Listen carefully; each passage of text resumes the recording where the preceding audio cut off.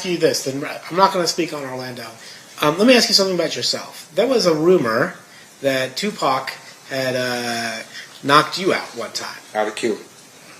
That would have been your response if that happened. Yeah, I'm being honest with you and everybody else. I said it on my podcast show. Him, Suge, and my brother. I'd have shot all three of them if he touched me. That's how I was living. Why is that? That's what I was back then.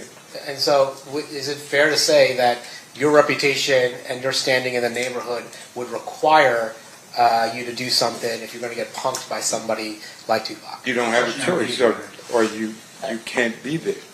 I'm sorry.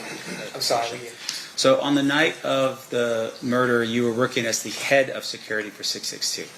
Yes. Explain for us a little bit about the club. Was that Suge's club or was it somebody else's club? Suge, to my understanding. Okay. And do I answer this? that's a straightforward question. It's a yes or no answer. Okay. Did you see that? When I was a part of that life, I was a part of that. And I was because you asking something that's gonna hurt this dude. And when okay, let me stop. Information that said that guy, as a bunch of other people, were involved in what? In the murder of Tupac. Okay, but my question to you. Stop. Can you focus on me for a second, sir? Yeah, I had a talk last night, and you were kind of grousing about people who were testifying that aren't telling the real story. Would you explain to our viewers, please? Oh, first of all, my opinion, Tupac was the most incredible person you can have as a friend, as a brother, and still today, his morals. Number one, all these guys perjuring themselves on the oath. Number one, James never worked for me, never was head of security for me, and I can see he's a little bitter because Tupac put him on his pockets before. But the most important thing to this is that they're not coming in to get the truth. Everybody knows he's an FBI informant. Everybody knows he's a rat. So why we got to act like he's going to tell the truth? Don't Keffe D and James. So hold on, you're saying that James McDonald, the guy who testified, said that he worked for Death Row Records, talked about what he saw that night. You're saying he did not work for you at all? No.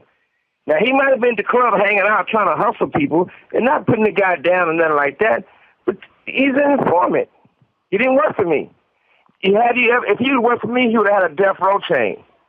He would have had a ring. You would have seen him in pictures around us hanging out. No. One other thing that's very important. It's time for a change. You have people who've been talking to me like Universal for doing a movie or documentary to get all the information from my side, because I am Death Row, to talk about Death Row. Now they want to do with Snoopy, which I'm going to sue the shit out of him, because you have a lawyer that David Kenner gave all my files to and gave it to him to use my stuff. So it's very important that people always, these guys at Universal who's trying to do these things at one-on-one, stop making people deal with street justice. We should be grown enough to deal with regular justice.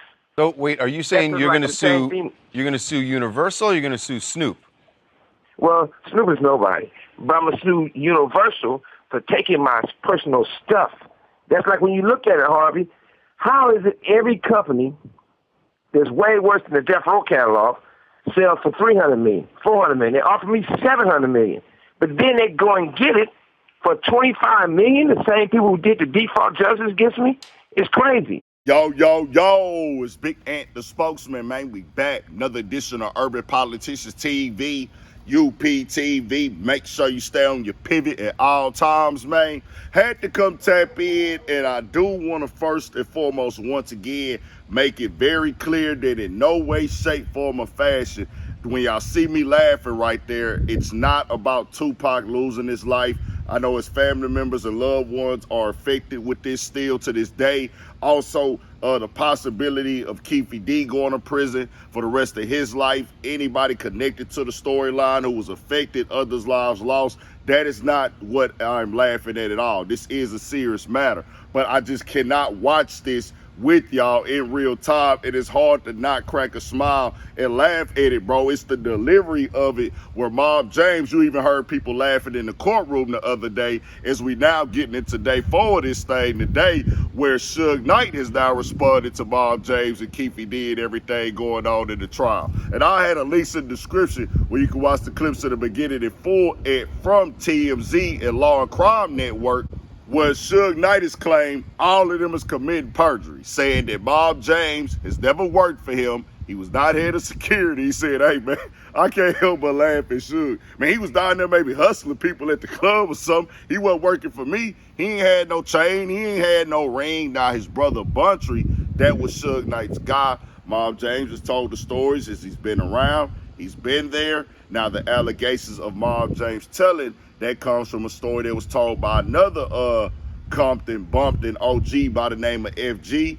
He has claimed it and others have claimed it. Supposedly, Mob James was a confidential informant, got them locked up on cases where they sold him drugs. Whole time, he was working for the people. That's why Suge Knight is putting that out there as, hey, it's without a doubt, it's a fact from what Suge Knight and the other Compton Bumpton OGs have said throughout these years. That's what they putting out there. As of Keffe D, in his case, he went in there and told that his cousin shot and killed his nephew, Orlando Baby Lane, is the one that shot and killed Tupac when he did the 2008-2009 proffer. And I guess they put both years on it because it might have started in 08 and ended in 09. They even brought the one of the cops that were present in there to testify. I don't know where Caden is at right now, because that's the guy who has kind of been vocal about it throughout the years and even did like a doc and want to sell the story itself.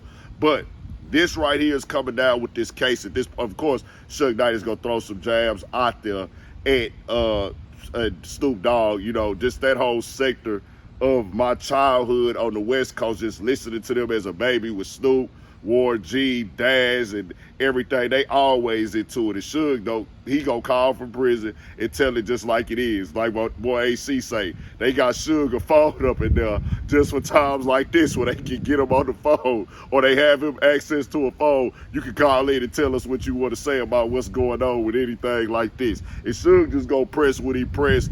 I say this, man, I don't know what's what with it, but Keffe D gonna have to look at himself what this testimony is based on, because they don't have physical evidence of the murder at all, as far as a gun, as far as the car. They got the storylines, and they got him going on the internet and telling these things, doing the documentary, writing the book, interviews, everything of the sort, where they say that this right here, because of the proffer, he null and voided it, but the proffer never stood in Las Vegas. He did that proffer in California. But by him going out there, putting it out there, they found the loophole to charge him on. I keep it 100. Pac would not be wanting to work with the police. Pac didn't rock with the police at all.